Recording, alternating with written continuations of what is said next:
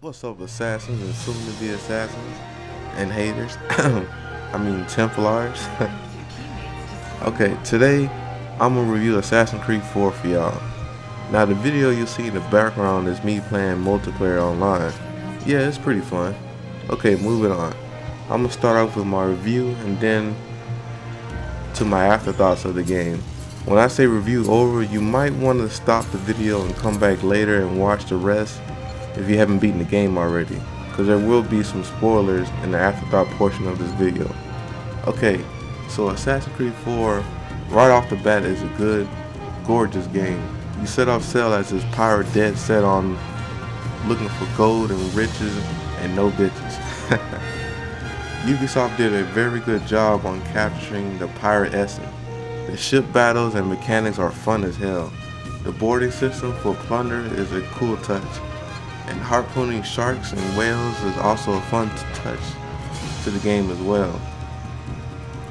And if you love collectibles, oh man, there's hours and hours and hours worth of collectibles materials for you in this game.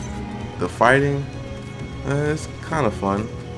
I mean, sometimes you get overrun by these enemies, so I guess that makes it more challenging. At least they give you 4 guns for them. And the graphics are spot on beautiful, especially in the next gen system. The main character, Edward, is witty, funny, and a drunken bastard that stupidly, is that even a word? Oh well, fuck it, I'm using it anyway. But yeah, he stupidly gets himself in and out of these situations. And here's a bonus. Even the side characters are well developed and grab your attention and quite memorable. So I believe if you haven't gotten into Assassin's Creed yet, this is the one that's new people friendly. If there was a chance to hop into a series, I believe this one gives you that chance to do so.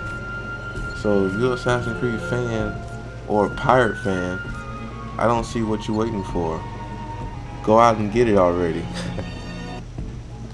Now I bet some of y'all are like, wait a minute, he didn't even give it a score.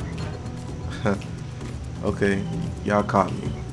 I'm just trying to do something a bit different, you know?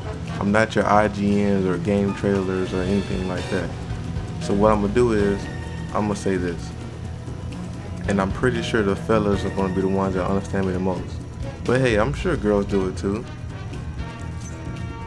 But I'm gonna explain it through a guy's perspective, cause, well, you know, I'm a guy.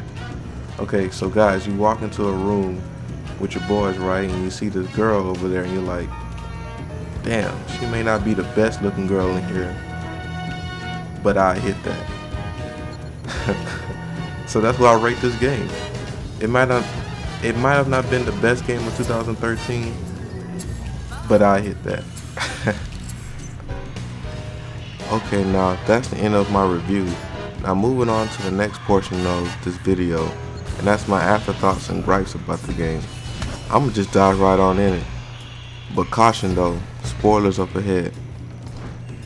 Okay, first off, who taught Edward to move like an assassin?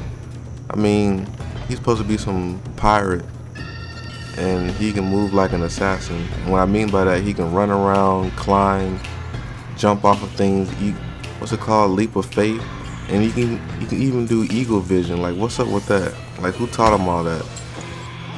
Anyways, moving on. And what's up with the robes, the assassin robes? He was supposed to just take them off that dude from the beginning and use them robes to impersonate, so he can get the reward that he thought he was going to get, or coin or whatever. But he kept it on throughout the whole game. Like, seriously, why would he keep it on? He has no ties to the assassins, really.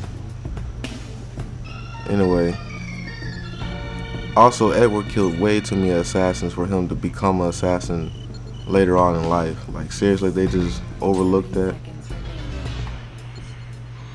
And why the assassins later on still continue to let him wear the robes? Like, they see him with the robes on, they know he has nothing to do with the cause, but yet no one says anything to him. Okay, moving on. Alright, so you're telling me that no one noticed that kid wasn't a guy. I mean, it's quite obvious from the very beginning, but you know what? I can even let that slide. But what bothers me is when Kid finally revealed herself as Mary, there was no distinct change in the two voices from when she was portraying a guy.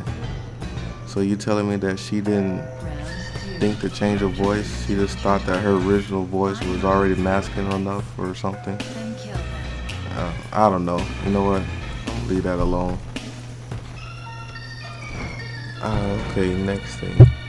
Ubisoft, just full of lies and false advertisement. Looking at the trailer, you would think Edward Kenway is just another, Ezio, some badass that's a sly, smooth talker to the ladies.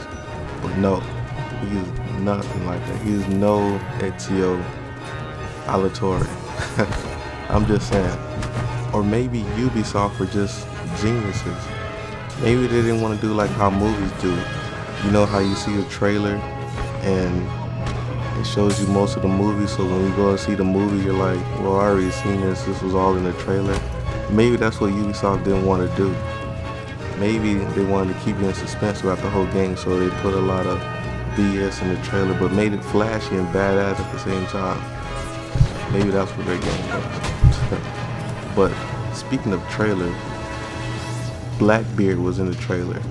Yeah, and he was sitting down telling Edward Kenway's story. But if you played the game, you know that Blackbeard dies.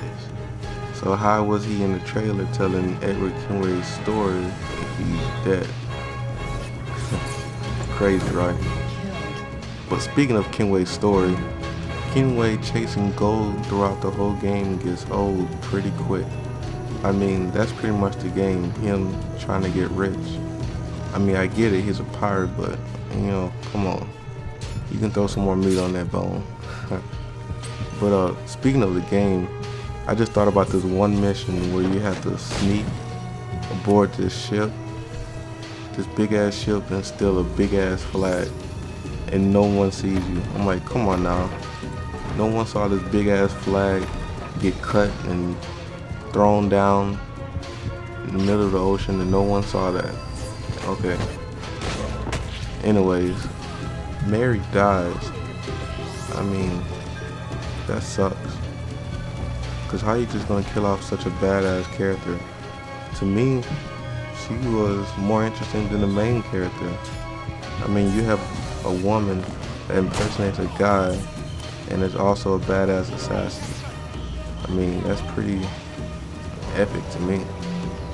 But anyways, I'm not going to end it on such a sad note. So speaking of assassins, Addy, he joins the assassins. That's probably one of the best decisions I saw in this whole game. That led to him having a DLC called Freedom Cry. I mean, you get to kill racist white men that kept and beat slaves. I mean, shit. Sign me up. Hey yo, Django, come here, man. Check this out. You gotta check this out. They made a game about you. Alright, Ubisoft, I'm talking to you guys now. Ubisoft, I'm telling you, I'm begging y'all, let me help y'all write the next game. I'm telling you, I get the game back on track. This is a good game, but there's room for improvement. What would I do? Well, first I would bring back the deep feeling of having a creed. It's called Assassin's Creed. Not just one dude runs around and blows up stuff and kills people. Y'all need to take it back to how the first game was. Bring back to having some old assassin master, running shit. Implement a creed hierarchy, like a master, a commander, and a lieutenant, and so on and so forth. Create some big underground assassin infrastructure and somehow show that there's multiple bases being ran all over the world. Like a China one, a Russian one, a Europe one. And they all have this one master that they all come and meet to, like a grand master. That's where they get all their big plans in order, and they take it back to their different assassin fractions. And with the other assassins, that are not the main characters should carry some more depth to them. Like create a rivalry between different assassin factions, like some don't like others or have a history with one another. And also create some friction between the assassins that are within the same faction itself. Like some might hate each other for a good reason, resent one another, like one another, or rivals, or even betray the creed itself or something like that. And also, final thought, I say take a page from the recent GTA 5 game. I know, copying is bad, but wouldn't it be cool to jump into multiple ancestors in one game, change the game up a bit, carry out different missions with more than one assassin, switching between the two, playing one mission with multiple point of views? I'm just saying, I got even more better ideas. Just hit me up and we can talk about this even more. But anyways, that's it for this review / afterthoughts of the game. I hope y'all enjoyed it. Keep it locked on CouchByte. We got more material coming for y'all. Peace. Oh yeah, PS.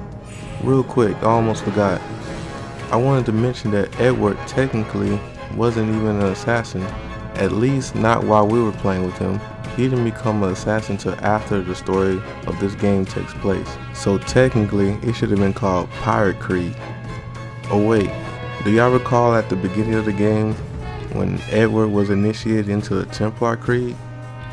Yeah, so technically he was more Templar than he was assassin. So this game should have been called Templar Creed. Nah, I'm just trolling y'all, let me stop. I just want to leave y'all something to think about. But anyways, peace.